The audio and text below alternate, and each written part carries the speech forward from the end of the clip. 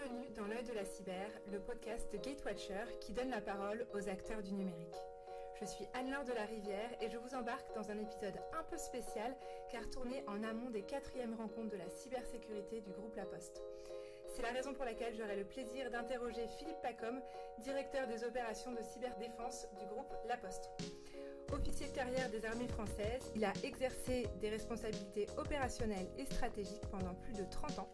Spécialiste des systèmes d'information et de la cyberdéfense, il pilote aujourd'hui la protection d'un écosystème critique au cœur de la vie des Français. Ensemble, nous reviendrons sur son expérience de gestion de crise militaire et la manière dont il l'a transposée au monde opérationnel privé. Nous parlerons également de la transformation numérique de la Poste et des défis humains et organisationnels que pose la cybersécurité à grande échelle. Un épisode sur le sang-froid, la stratégie et la confiance, quand chaque minute compte. Retrouvez tous nos podcasts sur www.gatewatcher.com, catégorie podcast. Si vous aimez ce qu'on fait, pensez à vous abonner au podcast Dans l'œil de la cyber pour ne pas rater la sortie du prochain épisode. Bonne écoute. Bonjour Philippe. Bonjour Anne-Laure. Alors merci d'avoir accepté mon invitation. Avant de plonger dans notre conversation, j'aimerais donner quelques éléments de contexte à nos auditeurs sur votre parcours. Alors vous êtes diplômé de Télécom Paris et de l'école de guerre. Vous avez débuté votre carrière dans l'armée de terre au sein de la cavalerie blindée légère. Vous avez occupé pendant plus de 13 ans des postes de commandement opérationnel, du chef de peloton au commandement d'unité en France et en opération extérieure. Vous rejoignez ensuite la DIRISI, où vous vous êtes spécialisé dans les systèmes d'information et de communication de défense. Vous modernisez les systèmes de messagerie classifiés du MINARM, tout en apportant votre expertise en sécurité des réseaux et des systèmes d'information. Au sein de l'armée de terre, vous avez occupé plus tard le poste de chef de programme NCW pour Network Centric Warfare, où vous jouez un rôle clé dans la transition vers les systèmes de combat interopérables de nouvelle génération, en assurant la cohérence entre systèmes existants et futurs. Et ensuite, vous rejoignez le commandement des opérations spéciales en tant que responsable des systèmes d'information et de communication, où vous concevez l'architecture de commandement et de contrôle des opérations spéciales, du niveau stratégique au niveau tactique, et vous contribuez directement à l'optimisation des procédures opérationnelles de forces spéciales. De 2018 à 2021, vous êtes conseiller C4 ISR à l'OTAN et à l'Union européenne. En 2021, vous rejoignez l'ANSSI, où vous pilotez la stratégie nationale de cyberdéfense, notamment pour les événements majeurs, tels que les élections, la Coupe du monde de rugby ou encore les Jeux olympiques. Et enfin, vous êtes aujourd'hui directeur des opérations de cyberdéfense au sein du groupe La Poste, où vous pilotez la protection des systèmes d'information et la gestion des incidents. C'est bien ça ? C'est exact. Un très très beau parcours, vous avez une carrière militaire impressionnante. Je suis très curieuse de comprendre la manière dont vous utilisez votre expertise militaire de terrain en entreprise. Alors une première question pour vous Philippe, qu'est-ce que ce passage terrain vous a appris de non négociable pour une crise cyber aujourd'hui ? Et qu'est-ce qui au contraire ne fonctionne plus du tout dans une entreprise comme La Poste par exemple ? Alors, je pense qu'il ne faut pas nécessairement opposer le monde militaire et le monde civil dans le domaine de la cyberdéfense. En fait, dans les modes d'action de la cyberdéfense, on retrouve des similitudes avec le monde des opérations cinétiques. Dans les deux cas, on lutte contre un adversaire dont il est parfois difficile de comprendre en fait, les motivations qu'il faut pourtant bien identifier pour mieux s'y opposer. On peut également faire une analogie entre les niveaux de décision qui sont catégorisés dans les deux cas. On a d'un côté, dans le monde militaire, le niveau stratégique, le niveau opératif, le niveau tactique, et on peut faire le parallèle avec le monde de la cyber, où on a le niveau stratégique, le niveau opérationnel et le niveau technique. Dans les deux cas, cette séparation en niveau de responsabilité souligne finalement un besoin de coopérer entre les différents métiers, entre les différentes fonctions, pour ensemble atteindre ce qu'on appelle dans le domaine militaire, mais qu'on reprend aussi dans le domaine de la cyberdéfense, un état final recherché, un EFR, qui est partagé, commun à tous, et vers lequel il faut progresser pour atteindre cet état final.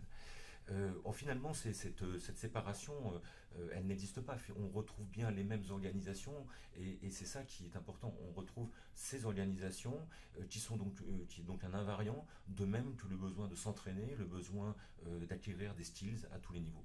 Donc je n'opposerai pas vraiment ces deux notions et ces deux mondes. Et pourtant, il y a quelques différences quand même entre ces deux mondes dans vos postes, C4 ISR et opération. La qualité d'un point de situation fait la différence. On a besoin d'avoir une information courte, comparable, actionnable. En cybersécurité, on voit souvent l'inverse. Il y a du bruit technique d'un côté, des décisions business de l'autre.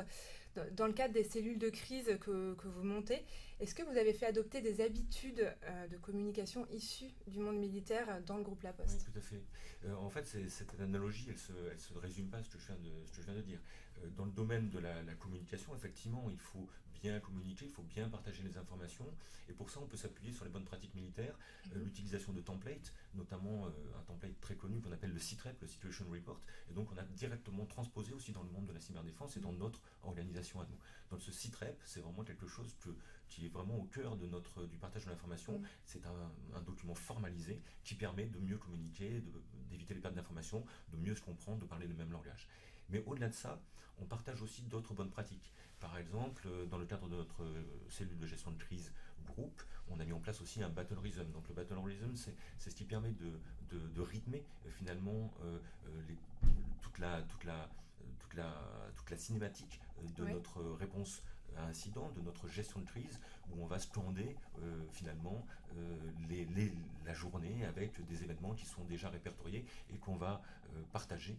On va partager finalement cet emploi du temps avec tout le monde. C'est aussi une manière de communiquer et c'est une bonne pratique que l'on utilise aussi.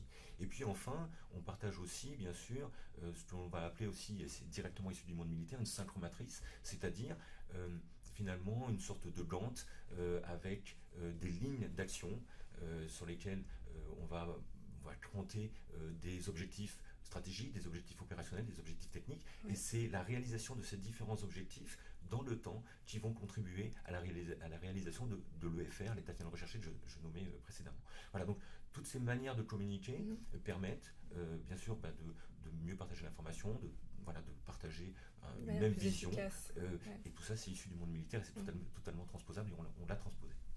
Félicitations. Alors, La Poste a une mission de continuité et une relation de confiance historique avec les citoyens. En crise, on peut être tenté de verrouiller un peu partout, de limiter les usages, d'imposer des contraintes lourdes et parfois au détriment du service. Comment est-ce que vous arbitrez entre protéger et servir? À quel moment est-ce que la sécurité devient contre-productive et comment est-ce que vous l'expliquez à une direction qui veut à la fois zéro incident et zéro friction? Alors, je ne poserai pas les deux non plus. Je pense qu'il ne s'agit pas de faire un trade-off entre protéger et servir. Il faut protéger et servir. Donc, en fait, comment nous faisons ça? Eh bien, tout simplement, lorsque la question se pose à un moment donné, de savoir s'il faut privilégier le business ou la sécurité, ça sort de mon niveau de responsabilité et nous proposons un arbitrage au niveau du top management qui, lui, va nous dire, à condition bien sûr que nous lui exposions bien correctement les impacts, les faits, les risques, c'est lui qui va nous dire vous privilégiez telle option ou telle option. Donc en fait, c'est pas moi qui vais décider de cela, ça sort de mon champ de responsabilité, c'est une responsabilité du top management et c'est lui qui va nous fournir son arbitrage, mais à condition bien sûr, encore une fois, de devoir bien expliquer la situation. Donc il ne s'agit pas d'opposer les deux, il s'agit de bien concilier les deux et en fonction de la situation, on va mettre l'accent peut-être plus sur le business ou sur la sécurité en fonction de la phase dans laquelle nous nous trouvons. Pour continuer sur votre expérience militaire, à partir de 2007, vous avez basculé sur les systèmes d'information de défense et vous avez piloté notamment la modernisation des messageries classifiées. Ce type de programme force à traiter la réalité des dépendances, des outils, des prestataires, des réseaux, des usages. Qu'est-ce que ces grands programmes vous ont appris sur le maillon faible, la technologie, les processus ou les humains? Alors, je dirais les trois en général. En fait, les trois. La technologie, parce qu'elle n'est jamais totalement fiable. On le voit bien, chaque semaine, on a de nouvelles CVE qui apparaissent. Donc voilà, c'est un problème. Vous citiez le deuxième point, c'était les humains, je crois. Les processus. Les processus, ils sont nécessaires, mais souvent, ils nuisent à la réactivité. Donc, il faut encore une fois voir s'il faut absolument processer et à quelles conditions. Et est-ce que ce process ne va pas finalement plutôt nuire à notre activité? Donc, voilà, il faut toujours toujours aussi savoir où placer le curseur finalement. Et le troisième point, alors là, pour le coup, j'en suis sûr, c'était les humains. Ouais. Et les humains, eh bien, c'est aussi un maillon faible, bien sûr, puisque soit ils sont, enfin nous sommes, soit nous sommes voilà, un peu dilettantes, soit nous sommes réfractaires, et dans tous les cas, la plupart du temps, on pense que ça n'arrivera qu'aux autres. Donc voilà, les maillons faibles, ils sont là. Et c'est en fait la conjonction de ces trois maillons faibles qui font que notre métier est difficile, et c'est ça qui le rend intéressant aussi. Alors, on va se focaliser maintenant sur votre expérience au groupe La Poste. La Poste, c'est 250 000 collaborateurs et une présence sur tout le territoire. Est-ce que vous pouvez revenir déjà sur les missions opérationnelles de votre équipe pour le groupe La Poste, vos missions au quotidien, et puis quelle part de réaction versus prévention, quels indicateurs vous montrent que vous êtes que vous progressez finalement? Alors, nos missions opérationnelles, en fait, elles sont doubles. Elles consistent d'une part à gérer les incidents de cybersécurité et à gérer les crises d'origine cyber. Alors c'est un art qui est tout à fait qui est difficile, qui est complexe, qui est une tâche qui est ardue, parce qu'il faut coordonner en permanence bien toutes les parties prenantes. Il faut en permanence essayer de comprendre les motivations de l'adversaire, comprendre quelles sont ses intentions, ce qu'il a l'intention de faire, comment la situation peut évoluer. Il faut essayer d'avoir une vision consolidée de toute cette partie-là, et c'est évidemment une chose ardue lorsqu'il faut coordonner plusieurs cellules de crise, un certain nombre de parties prenantes. L'exécution elle-même est compliquée, parce que obtenir une vision consolidée, claire, précise de la situation dans ce monde éthéré qui est celui de la cyber, c'est compliqué. Donc nos indicateurs, en réalité, ils sont plus de cet ordre-là. C'est-à-dire, nous cherchons d'abord à améliorer notre capacité à comprendre rapidement qui est notre adversaire, quelles sont ses intentions, quelles sont les hypothèses d'évolution de la crise, quel scénario de sortie de crise pourrait être mis en place pour s'opposer à l'action de notre adversaire, quelle stratégie on va mettre en place, comment on va la partager, comment elle va se décliner sous forme de la synchromatrice dont je vous ai parlé tout à l'heure, c'est-à-dire sous forme finalement d'un plan d'action. Ouais. Et nos indicateurs, ils sont plutôt là, sur notre capacité à faire toutes ces choses-là, toutes ces tâches rapidement. Et alors, justement, quelle organisation elle permet de protéger un réseau aussi vaste et interconnecté? Vous avez parlé de cellules de crise, comment est-ce que vous vous organisez? Alors notre cellule de crise, là encore, mon expérience militaire a joué à plein, puisque elle découle de notre organisation totalement des principes d'organisation des headquarters militaires. Donc en fait, j'ai tout simplement transposé finalement ce qui se fait dans le domaine militaire, dans le domaine de l'OTAN notamment. Donc dans un PC militaire, vous avez les cellules qui sont organisées, on appelle ça des J pour joint. Ouais. Donc en fait, ce sont des cellules interarmées. Et vous avez comme ça un certain nombre de cellules, J1 pour les ressources humaines, J2 pour le renseignement, J3 pour la conduite, etc., etc. Et moi, j'ai simplement transposé cette idée-là dans notre organisation. Alors, je n'utilise pas toutes les cellules parce qu'elles ne sont pas toutes nécessaires dans un cadre de cyberdéfense, mais j'utilise effectivement la cellule C2 pour cyber cette fois-ci. La cellule C2, c'est donc la cellule de renseignement. J'ai une cellule C3 qui est la cellule de la conduite, une cellule C5 qui est la conduite, qui est la cellule pour la planification, une cellule C7 pour le RETEX, et j'ai une cellule CMI pour cellule de management de l'information, comme son nom l'indique, pour manager l'information qui circule en interne comme en externe avec nos parties prenantes. Donc, avec des experts à chaque fois dans chaque cellule Alors nous formons, j'ai une équipe qui a été formée pour penser dans ce mode-là, qui est en permanence entraînée. Nous avons un programme d'entraînement annuel qui se clôt chaque année par un exercice cybergroupe très intense, et tous mes collaborateurs, tous ceux qui font partie de cette cellule de crise sont formés à tenir des rôles de chef de cellule ou d'adjoint de cellule, et en même temps, pour assurer une certaine complémentarité et versatilité, tout le monde est également formé à tenir d'autres postes, c'est-à-dire C2 et C3, ou C3 et C5, ou C7 et C2 par exemple. Et vous organisez des cellules de crise conjointes du coup avec tous ces C2, 3, voilà, 4 notre cellule de crise globale du groupe est composée de ces sous-cellules C2, C3, C5, C7 et CMI. Alors, dans l'une de vos précédentes activités, vous avez conçu une architecture de commandement et de contrôle, du niveau stratégique au niveau tactique. En entreprise, on retrouve un peu cette difficulté. La direction a besoin d'arbitrage, l'opérationnel a besoin d'action, et la technique a besoin de précision. Comment est-ce que vous définissez les trois niveaux dans une crise cyber à la Poste? Quelle décision relève du tactique, de l'opératif ou du stratégique finalement? Alors j'ai un petit peu abordé ce sujet au tout début. En fait, on définit et finalement on reprend ce qui se fait également dans le domaine militaire. On reprend ces notions, et donc on définit le niveau technique. Le niveau technique, c'est le niveau de la mise en œuvre des actions, c'est le niveau de la mise en œuvre des effets. Oui. Au-dessus, on a le niveau opérationnel, c'est le niveau de la prise en compte des besoins métiers, c'est le niveau également du pilotage de ces effets, de ces actions qui sont mises en œuvre par le niveau technique. Au-dessus, on a le niveau stratégique, qui est donc le niveau à la fois interface, bien sûr, entre le niveau opérationnel et le niveau du dessus, dont je parlerai tout à l'heure. Et ce niveau stratégique, il a pour but justement d'élaborer une stratégie de sortie de crise et d'orchestrer l'activité et les actions de toutes les cellules cyber sous-jacentes qui sont donc nos parties prenantes en cas de crise transverse. Voilà. Donc c'est la façon dont les niveaux de responsabilité sont découpés. Et au-dessus, on trouve un niveau politico-stratégique qui est en fait l'apanage du top management.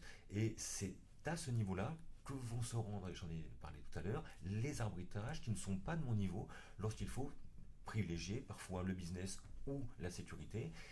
Mais en tout cas, c'est à ce niveau-là que cette décision, cet arbitrage est rendu en fonction des éléments que nous, au niveau stratégique, nous portons à ce niveau politico-stratégique. Et donc, c'est donc là toute la difficulté, c'est de présenter cette situation le plus clairement possible pour des gens, le top management, qui ne sont pas des techniciens, bien sûr, qui ne sont pas non plus du domaine de la cyber, mais qui doivent très rapidement comprendre les enjeux afin de prendre la bonne décision et nous orienter sur la stratégie de sortie de crise que nous allons mettre en œuvre. Alors, est-ce que c'est facile de faire coopérer ces trois mondes ?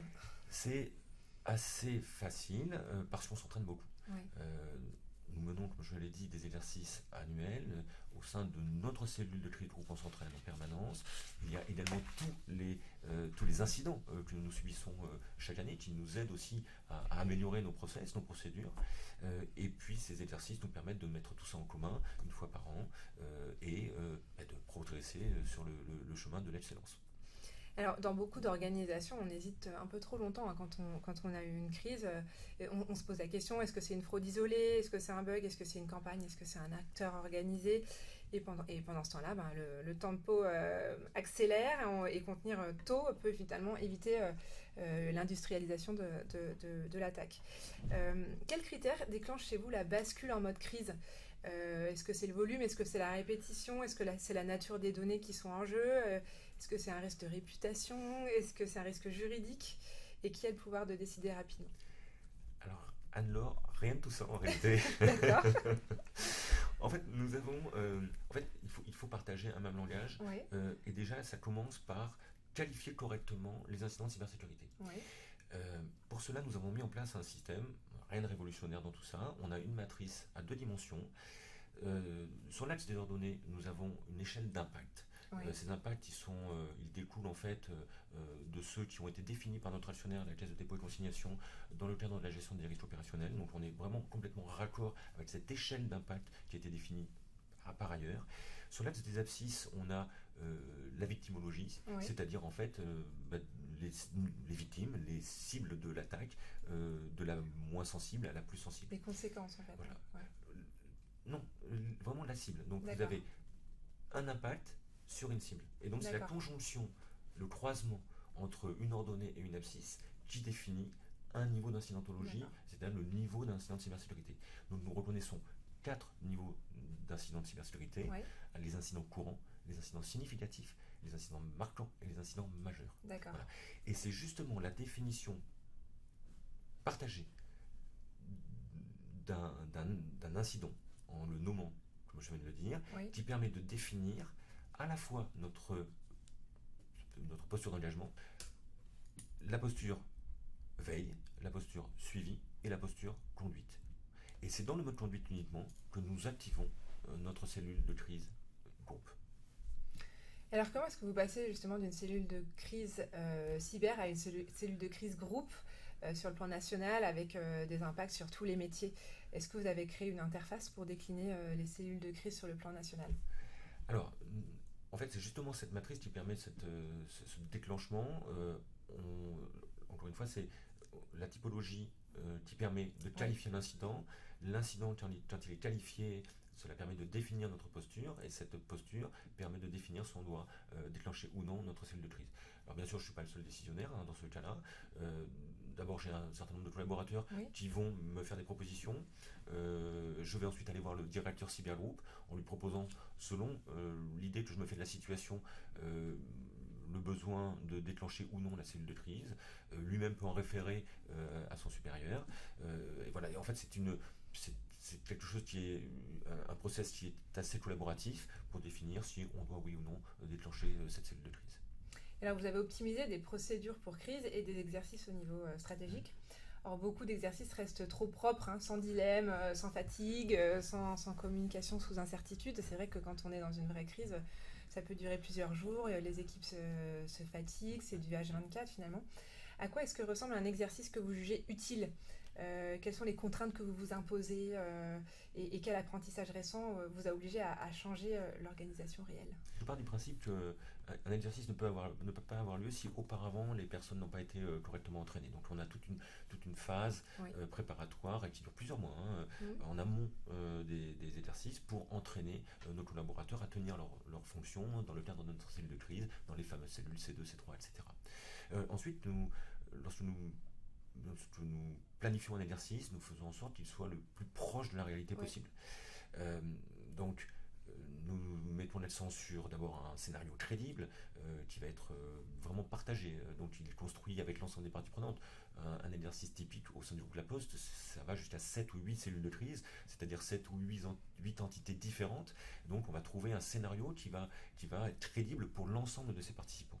Et est-ce que les participants sont au courant que c'est un exercice ou est-ce qu'ils pensent que c'est... Bien sûr, ils ont c'est participé. Bien sûr, ils ont participé. Ils ont désigné. Alors, il faut distinguer les joueurs et les complices qui vont Ouais. aider à élaborer, à construire cet exercice. Donc, les complices sont issus de chaque entité qui va jouer. Ce D'accord. sont des gens qui, en général, connaissent très bien la technique, connaissent très bien leur métier, Ouais. connaissent très bien leur système d'information, et ils vont aider à construire un scénario global qui permet de faire jouer tout le monde. Et donc, ces personnes-là, les complices, bien sûr, ne seront pas joueuses, mais elles connaissent très bien leur entité, et donc elles sont capables de construire quelque chose de très crédible. Et puis on va ajouter bien sûr des injects. Des injects qu'on souhaite le plus proche aussi de la réalité, donc on passe par des prestataires, bien sûr on ne fait pas ça tout seul, donc on va avoir des vidéos, des extraits de journaux, bien sûr ce sont tous des faux, mais qui vont mettre dans l'ambiance en permanence et tout au long du jeu vont nous envoyer ces injects qui sont à la fois des choses techniques ou moins techniques ou parfois un peu stratégiques ou politiques. Et donc, ça donne de la crédibilité Oui. à l'exercice. Et puis, il y a aussi le tempo. Le tempo qui rend la chose particulièrement difficile parce qu'en réalité, dans un exercice, on va contracter le temps. Donc, j'aurais tendance à dire que nos exercices sont presque plus difficiles que ce que nous subissons en général dans la réalité, en raison de la contraction du temps, qui fait que le temps de réaction, le temps d'analyse est réduit à sa plus simple expression et qu'il faut au contraire aller encore plus vite que dans la réalité. Donc si vous voulez, on se met dans la difficulté, mais on s'entraîne et donc on se prépare à subir une crise majeure en justement développant tous ces skills et en faisant en sorte d'accélérer aussi notre capacité à traiter les informations, à les analyser et à produire une réflexion qui va conduire encore une fois à l'élaboration d'une stratégie de sortie de crise. Et quand vous parlez de temps, justement, combien de temps peut durer un exercice de crise ? Alors un exercice de crise, typiquement, on le joue sur 2 jours. D'accord. 2 jours, pas la nuit. Oui. C'est une pause. On peut le jouer également au cours de la pause méridienne. On peut faire du 9h-18h pendant 2 jours.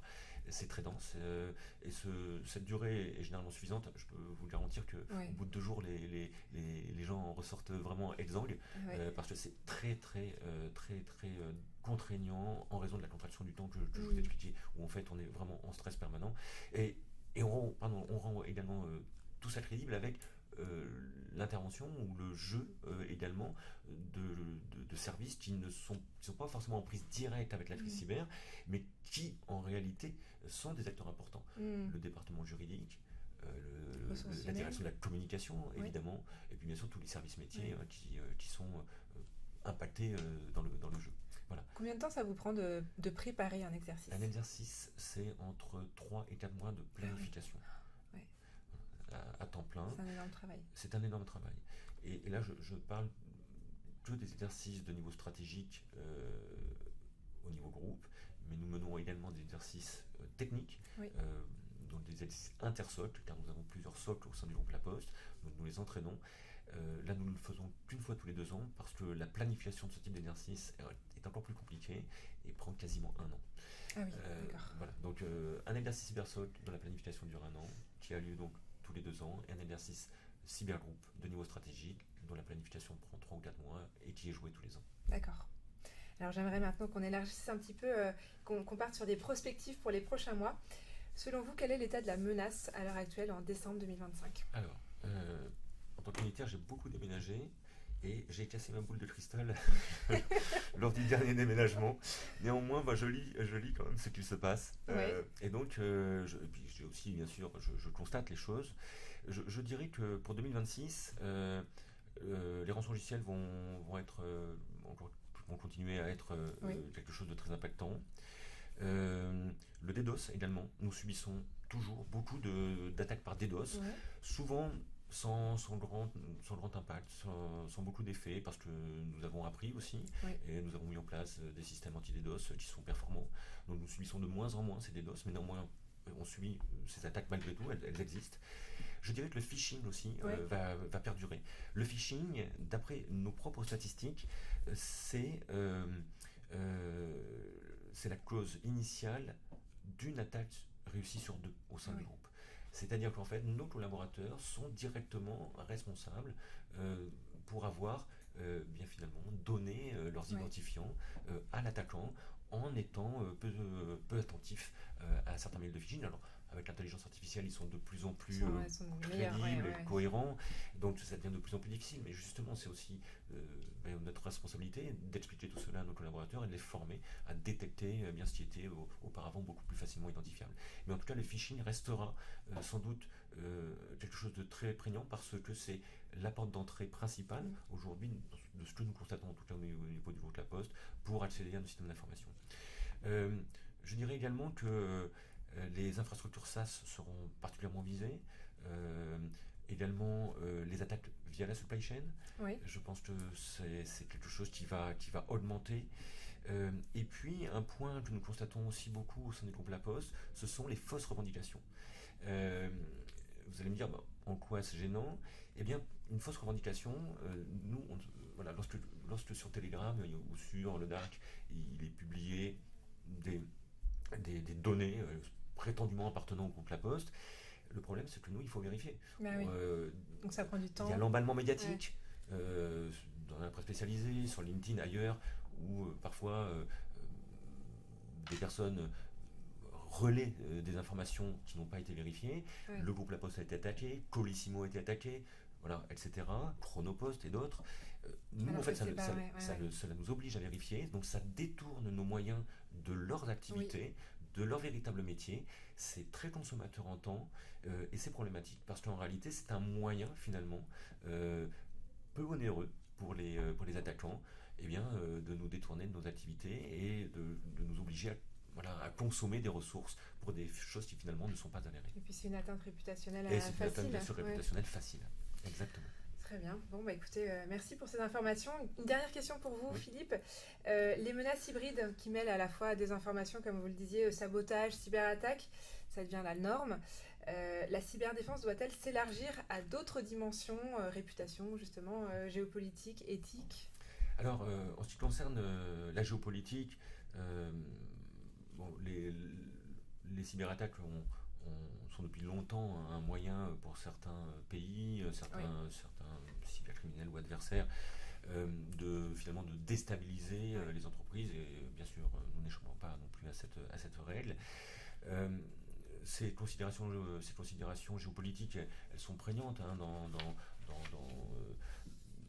dans la prise en compte holistique d'un événement de cybersécurité.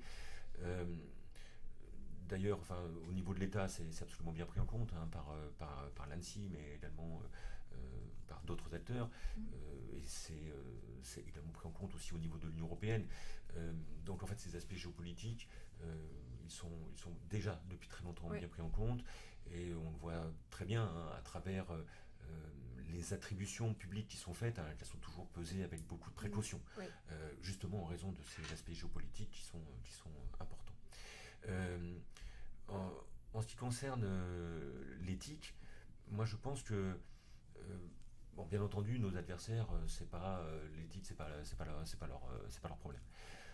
En ce qui nous concerne, et nous en tout cas au niveau du groupe La Poste, je pense que les questions éthiques, elles ne se posent pas. Je pense qu'il ne faut pas ouvrir ce débat. Oui.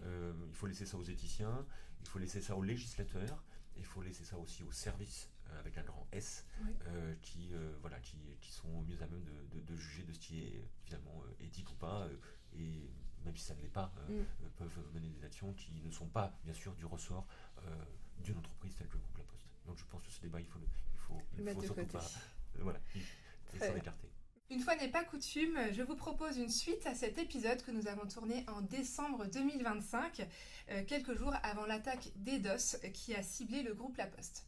Alors, j'ai le plaisir et la chance d'interroger à nouveau Philippe Pacom, et je pense que cette partie va être particulièrement intéressante et fera écho à nos échanges sur l'anticipation et la gestion du risque.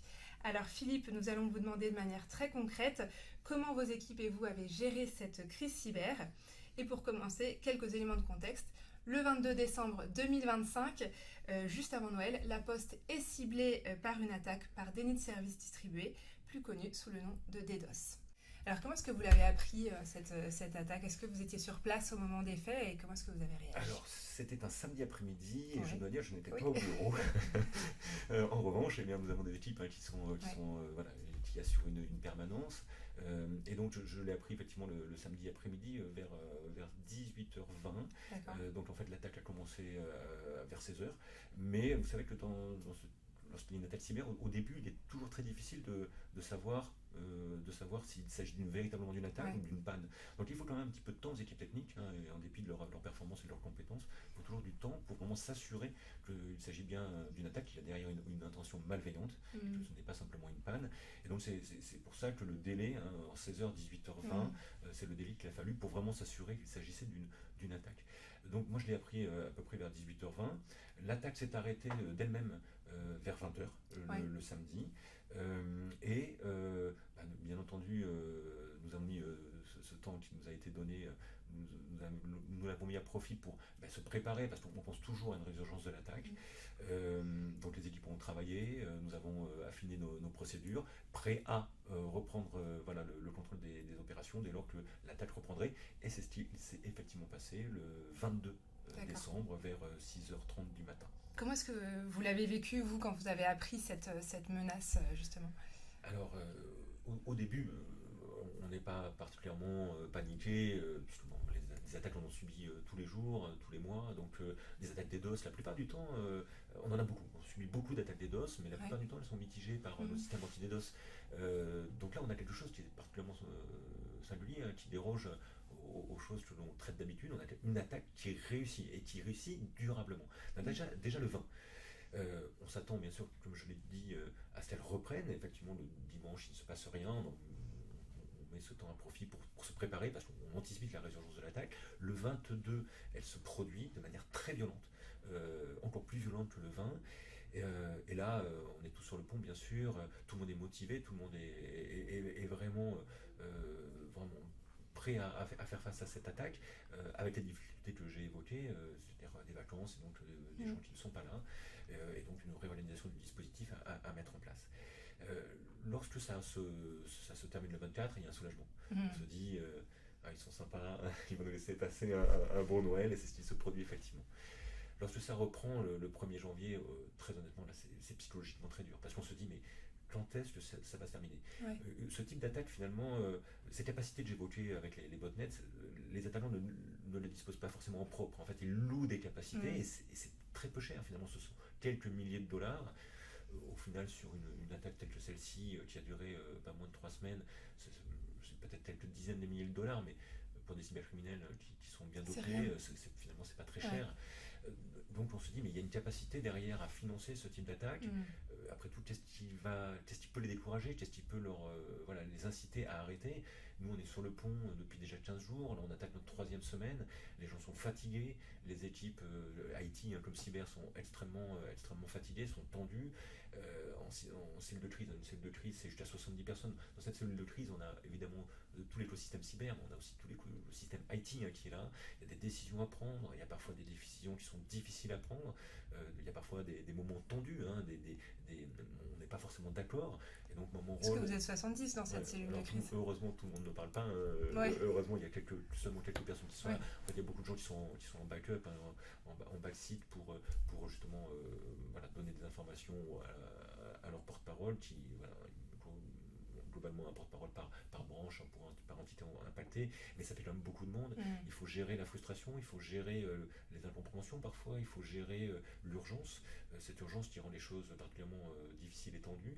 Et donc il y a un stress, il y a vraiment une tension, une véritable tension, et cette tension, vous la ressentez en tant que chef de la cellule de crise, parce que vous devez bien sûr faire en sorte que le débat se déroule de manière la plus sereine possible, mais ce n'est pas toujours le cas.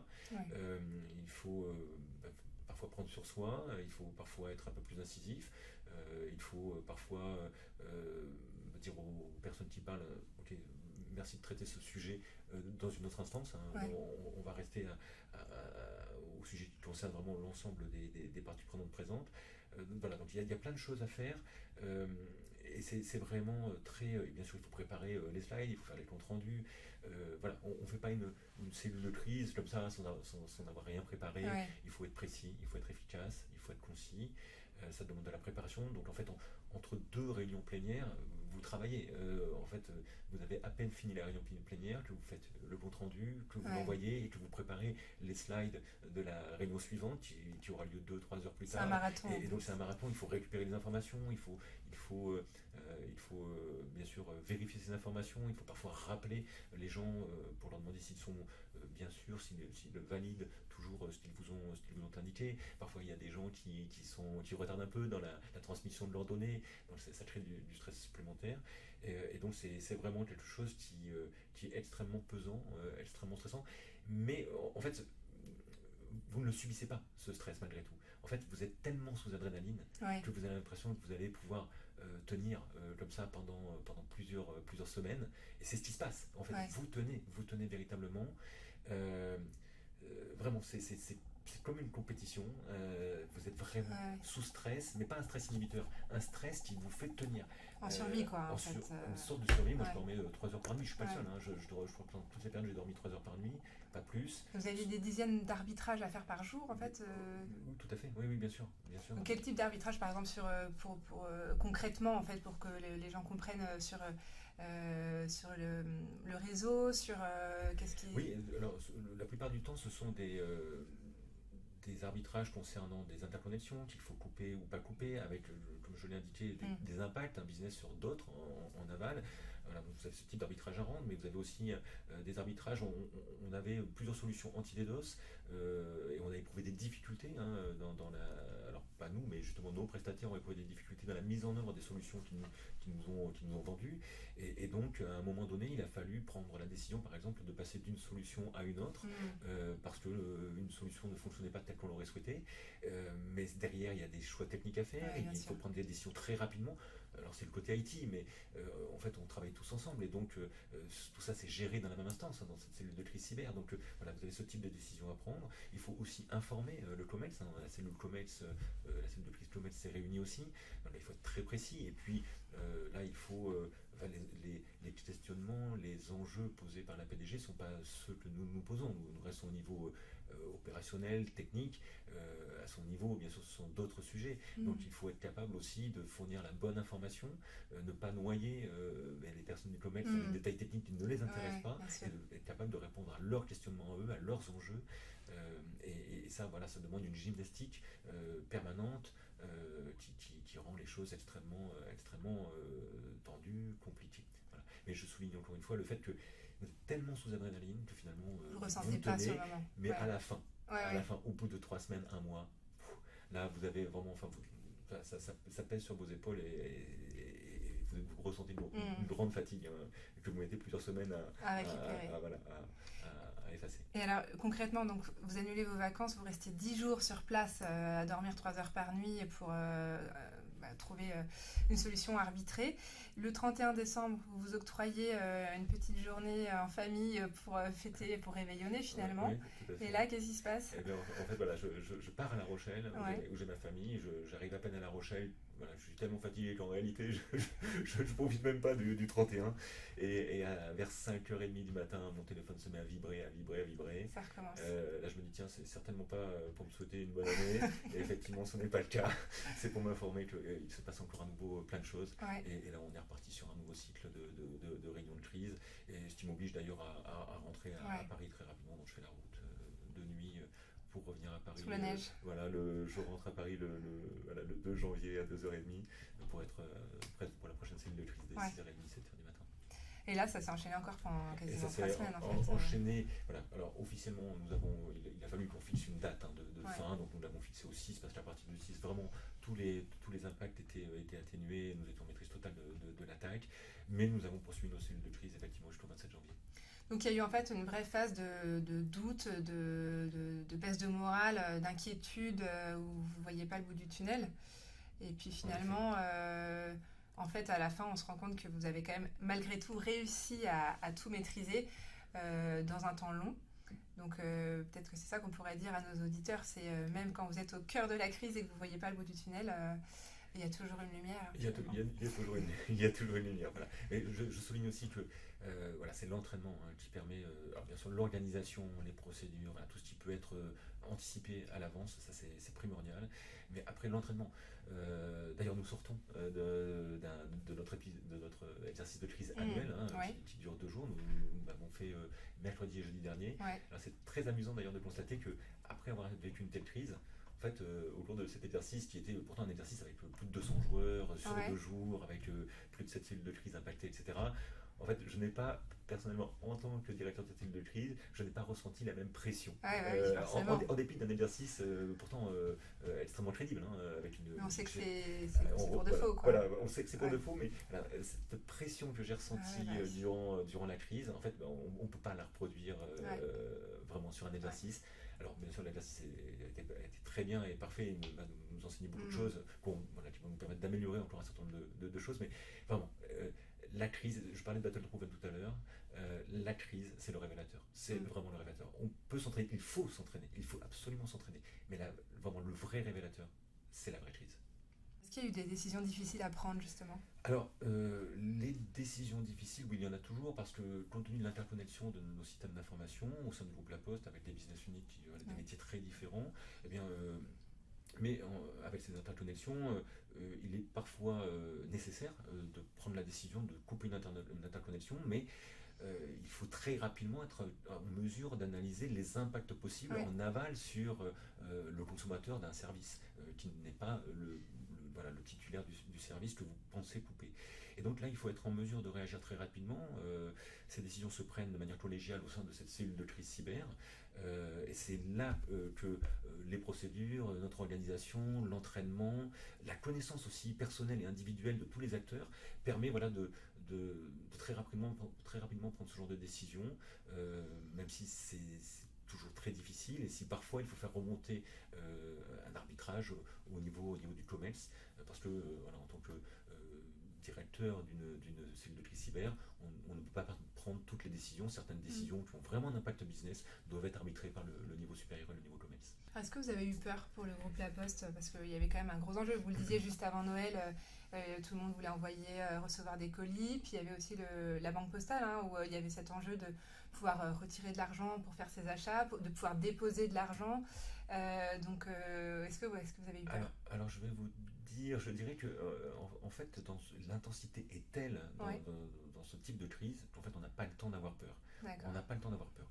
En revanche, effectivement, le doute peut nous saisir à un moment, surtout lors d'une crise qui a duré aussi longtemps, puisque, comme je vous l'ai dit, du 20 décembre au 6 janvier, et même au-delà en réalité, puisque notre dernière cellule de crise s'est tenue le 27 janvier. On a considéré qu'à partir du 6 janvier, nous étions en maîtrise totale de l'attaque, donc c'est pour ça que la date officielle de fin, c'est le 6 janvier, mais ça fait déjà une période assez longue, du 20 décembre au 6 janvier. Donc en fait, le doute, effectivement, à un moment nous a saisi lorsque nous avons compris que l'attaquant était capable de s'adapter en fait aux mesures que nous étions en train de prendre, aux mesures techniques que nous prenions. Donc ça a été inquiétant.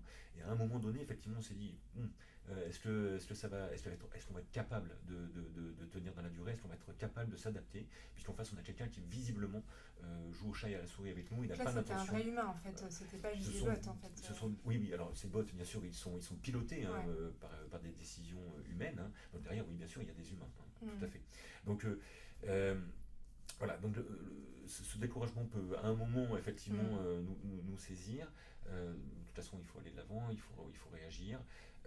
Et grâce, encore une fois, à la qualité hein, des postiers, voilà, au niveau IT, au niveau métier, au niveau cyber, grâce à cet entraînement, à cette organisation, grâce aussi aux procédures dégradées qui existent et qui sont documentées, eh bien, le groupe a été capable de faire face à cette situation et finalement la majorité des services a été maintenue, même si effectivement le suivi des colis voilà, a pâti de cette attaque. Donc en fait, les clients pouvaient toujours recevoir leurs colis, pouvaient toujours déposer leurs colis. Ce qui ne fonctionnait pas, hein, c'était le suivi informatique hein, sur votre smartphone du colis, bon, ce qui est un moindre mal. Donc l'essentiel des services a été assuré. C'est ça qui est important. Ouais, bravo, finalement, c'est une belle victoire pour le groupe La Poste. Bien sûr, bien sûr. Et j'ajoute d'ailleurs que, contrairement à ce qui a pu être dit dans la presse, voilà, il n'y a eu aucune intrusion, aucune perte de données. Voilà, c'est vraiment une attaque des DOS. Donc en fait, voilà, une saturation des équipements, mais aucune intrusion, aucune perte de données pour les clients. Et grâce à votre préparation. En effet, on peut le dire comme ça. Quand même, est-ce que malgré tout, il y a eu, selon vous, des erreurs stratégiques en amont de l'attaque qui auraient pu peut-être permettre de l'éviter? Alors, après une telle crise, hein, il faut toujours faire un retour d'expérience, un Retels. Donc nous avons diligenté effectivement un Retels, nous avons pris une société externe pour pouvoir justement pour être sûr de ne pas être jugé parti.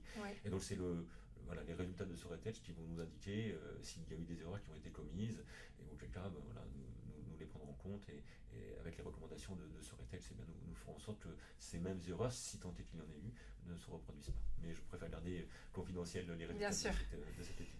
Bien sûr. À titre personnel, est-ce qu'il y a des choses que vous referiez différemment dans le déroulé de la gestion de cette crise? Alors, différemment, probablement pas, mais plutôt pas, oui. Voilà, je donne un exemple. À un moment donné, au cours de la crise, il s'est posé la question de prendre des décisions plus rapidement parce que notre organisation, le CG2C que j'ai décrit lors de notre précédente interview, au plus fort de la crise, se réunit 2 à 3 fois par jour. Mais cette temporalité, elle n'est pas suffisante lorsqu'il s'agit de prendre une décision extrêmement rapide. Donc en cours de crise, nous avons décidé collégialement avec l'IT, l'IT et la cyber, de mettre en place une cellule décisionnelle IT permanente, très resserrée, H24, pour permettre justement de prendre des décisions très rapidement, sans attendre la réunion d'un CG2C plénier. Donc ça a été particulièrement efficace et je pense que voilà, nous aurions pu mettre en place cette structure plus tôt. Et en tout cas, si jamais une telle crise se reproduit, voilà, c'est un retour d'expérience que nous capitalisons et que nous saurons mettre en œuvre plus tôt et plus rapidement. Alors on l'a dit, le groupe La Poste ressort grandi de cet épisode avec un bilan quand même très positif, pas de fuite de données, ce qui est quand même une très belle performance quand on regarde ce qui se passe ailleurs. Et aussi une continuité de service, 180 millions de colis distribués pendant les fêtes de fin d'année, comme ce qui avait été prévu finalement. Qu'est-ce que vous avez appris de cette situation sur le plan professionnel et sur le plan personnel?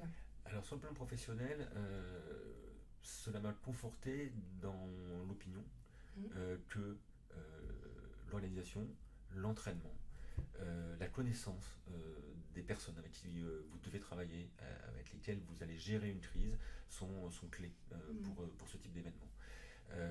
Cette organisation, elle n'avait pas subi son baptême du feu, nous l'avions mobilisée à plusieurs reprises, mais pas sur une crise d'une telle ampleur. Et donc, ce que je retiens d'un point de vue professionnel, c'est que cette organisation, finalement, elle a été totalement pertinente, elle a prouvé sa pertinence, et aujourd'hui, elle est battle-proven. Donc ça, c'est très important. Sur le plan personnel, j'ai constaté déjà la grande qualité des gens voilà, qui travaillent travaillent dans les cellules IT, dans les cellules cyber. On est dans une période difficile avec beaucoup de personnes parties en vacances et malgré tout, certaines personnes ont annulé leurs vacances, se sont portées volontaires pour venir nous renforcer au sein de cette cellule de crise. Et ça, je retiens donc ce côté humain qui est essentiel aussi pour gérer la crise. Et également, parce que cette crise a duré assez longtemps, il faut tenir compte de ces difficultés qui vont se produire au cours de la crise et être en mesure, je pense, d'assurer dès le début la mise en place de bordées de manière à assurer une continuité d'activité, une relève, parce que tenir sur une telle durée et de manière aussi intense, eh bien, ça laisse des traces psychologiquement, physiquement, pour tous nos collaborateurs et pour moi également. Et donc mettre en place ces rotations, ces bordées, sont aussi à mon avis un élément clé du succès dans ce genre d'attaque. On a appris un peu plus tard que l'attaque avait été revendiquée par le collectif pro-russe No Name 57. Est-ce que vous pensez que le groupe La Poste a été ciblé spécifiquement ou est-ce que c'était dû au hasard ?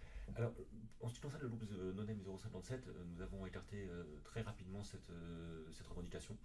Ce groupe n'a pas les capacités de mener ce type d'attaque et voilà, ce ne sont pas ses modes d'action. En revanche, vous le savez, nous sommes un groupe public avec une très grande visibilité et je ne crois pas au hasard. Nous sommes dans une séquence géopolitique complexe et si je regarde la temporalité avec le président de la République qui chaque année fait son discours, qui adresse ses vœux aux Français le 31 décembre, je ne crois pas au hasard encore une fois et je pense que parce que nous sommes un groupe public, avec une séquence géopolitique compliquée, il s'agissait, en attaquant le groupe La Poste, finalement, d'affaiblir la parole présidentielle, d'affaiblir la France, quelque part. Donc moi je pense que nous ne saurons certainement jamais qui nous a attaqué exactement, mais encore une fois je pense que nous avons été ciblés délibérément dans le cadre d'un jeu géopolitique qui nous dépasse nous en tant qu'entreprise. Très bien. C'est la fin de cet épisode. Merci beaucoup Philippe Pacom de vous être prêté au jeu de mes questions. La cyberdéfense n'est plus une spécialité technique, c'est une discipline de confiance. À travers son expérience, Philippe Pacom nous a rappelé que la résilience dépend avant tout de la préparation collective, de la lucidité dans la crise et d'une vision partagée du risque. Alors que les menaces se diversifient et que l'intelligence artificielle s'invite dans la bataille, le groupe La Poste nous a montré qu'il est possible de défendre nos sociétés connectées avec la même rigueur que nos infrastructures physiques et surtout de gagner face à l'adversaire. Merci à tous qui nous écoutez, j'espère que cet épisode vous a plu. Retrouvez les clips vidéo de cet épisode sur mon LinkedIn, Anne-Laure de la Rivière. N'hésitez pas à nous suivre sur toutes les plateformes d'écoute et à nous laisser 5 étoiles sur Apple Podcast. À très bientôt dans l'œil de la cyber.